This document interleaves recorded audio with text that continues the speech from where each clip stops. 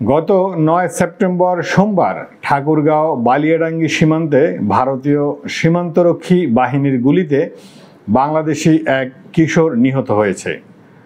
এর সপ্তাহখানেক আগে মৌলভীবাজারের কুলাউড়া সীমান্তে একই ঘটনা ঘটে। ভারতীয় সীমান্তরক্ষী বাহিনীর গুলিতে এক কিশোরী নিহত হয়।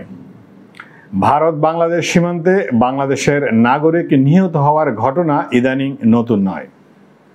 ১৯৭১ সালে বাংলাদেশ রাষ্ট্র হওয়ার পর থেকেই ধারাবাহিকভাবে এই ধরনের হত্যাকাণ্ড চালিয়ে আসছে ভারত।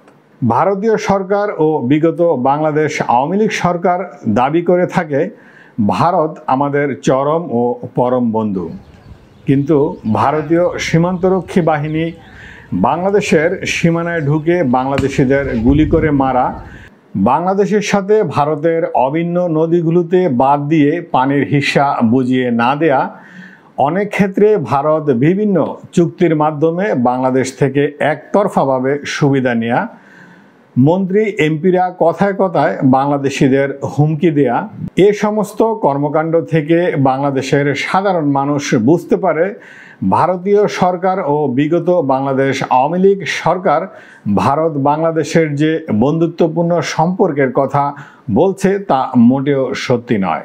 ভারত বাংলাদেশ সীমান্তে বাংলাদেশের সাথে যে আচরণ করছে, অর্থাৎ গুলি করে বাংলাদেশিদের হত্যা করা, একই আচরণ ভারত কিন্তু পাকিস্তান, চীন ও মায়ানমারের সীমান্তে করতে পারছে না। এমনকি ভুটান ও নেপাল সীমান্তেও এ ধরনের আচরণ করতে পারছে না, যেটা করা হচ্ছে আমাদের সাথে, অর্থাৎ বাংলাদেশের সাথে।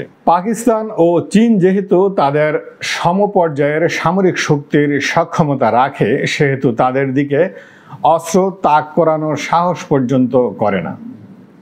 আমরা যেহেতু আয়তনে ছোট এবং ভারতের মতো সামরিক সক্ষমতা আমাদের নেই, আবার ধর্মীয় মতবিরোধও রয়েছে, তাই ভারত তার এই সুযোগ নিয়ে এবং তাদের কুৎসিত মানসিকতার পরিচয় দিচ্ছে। বাংলাদেশ ভারত বর্ডার এলাকায় আমাদের সাথে এ ধরনের আচরণের প্রতিবাদ করছে খোদ ভারতীয় মানবাধিকার সংস্থাগুলো। তারা বলছে ভারত বাংলাদেশ বর্ডারে বিচার বহির্ভূত এইভাবে গুলি করে মানুষকে হত্যা করা কোনোভাবেই গ্রহণযোগ্য হতে পারে না। এর মধ্যে ২০১১ সালের ৭ জানুয়ারি কুড়িগ্রামের ফুলবাড়ির অনন্তপুর সীমান্তে ১৪ বছর বয়সী এক বাংলাদেশি কিশোরীকে, যার নাম ছিল ফেলানি, ভারতীয় সীমান্তরক্ষী বাহিনী তাকে গুলি করে। পরে দুই দেশের কাঁটাতারের বেড়ায় ঝুলিয়ে রাখে। ঝুলন্ত অবস্থায় ৫ ঘন্টা পর্যন্ত পানি পানি বলে চিৎকার করেছিল ফেলানি। এক গ্লাস পানি নিয়ে কোনো বিএসএফ এগিয়ে আসেনি। অবশেষে ফেলানি সেই কাঁটাতারে ঝুলন্ত অবস্থায় মারা যায়। সেই ফেলানির বিচার আজও হয়নি। এমন জঘন্য ঘটনা সারা পৃথিবীতে নিন্দার ঝড় তুলেছিল। এই ফেলানির বিচার চেয়ে অথবা বর্ডারে গুলির প্রতিবাদে বাংলাদেশ ও ভারতের কোনো হিন্দু গোষ্ঠী কিন্তু কোনো প্রকার চিৎকার দেয়নি। তারা সব সময় মশগুল থাকে তাদের কোনো নাগরিক সুবিধা ক্ষুণ্ণ হলো কিনা, তখনই তারা শাহবাগ কিংবা প্রেস ক্লাবে ব্যানার নিয়ে মোদি সরকারের দৃষ্টি আকর্ষণ করবে।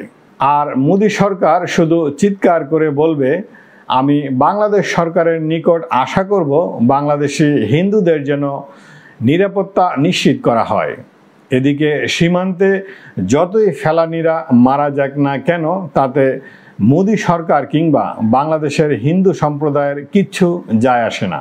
আন্তর্জাতিক অভিন্ন নদীর পানি বন্টন আইন অমান্য করে যুগের পর যুগ নদীগুলোতে বাদ দিয়ে বাংলাদেশকে মরুভূমিতে পরিণত করছে। এ ব্যাপারে তাদের কোনো সাড়া পাওয়া যাচ্ছে না। আবার অতিবৃষ্টির কারণে পানির চাপ সামাল দিতে না পারলে হঠাৎ করে ছেড়ে দেওয়া হয় বাঁধ, ফলে হঠাৎ করে বাংলাদেশের অংশে পানিতে প্লাবিত হয়ে বন্যার সৃষ্টি হয়। সম্প্রতি আগস্ট মাসের শেষের দিকে বৃহত্তর ফেনীতে আমরা ভয়াবহ বন্যা দেখতে পেলাম।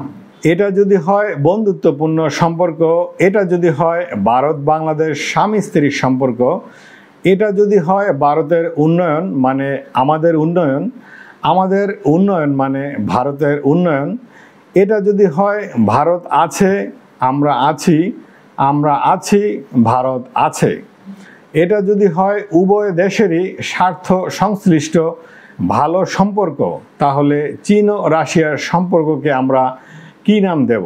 দর্শক কমেন্টস করে জানাবেন। প্রান্তিক আলোচনা আজ এ পর্যন্তই। ভালো থাকবেন, তবে সুযোগ পেলেও দুর্নীতি থেকে দূরে থাকবেন।